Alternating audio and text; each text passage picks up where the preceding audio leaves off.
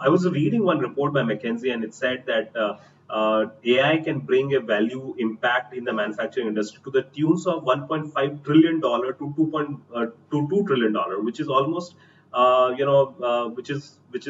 which is extremely large impact. A lot of countries do not even have this kind of GDP, right? So, do you agree with this statement that AI can actually bring so much of value addition to manufacturing industry?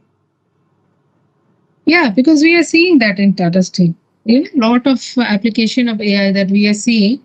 So I can different areas are there. Marketing, supply chain. But I can only talk about the core manufacturing where I work. Is that we are extensively using digital twins. Okay. So what it is helping is that it is reducing a loss in the system. Okay.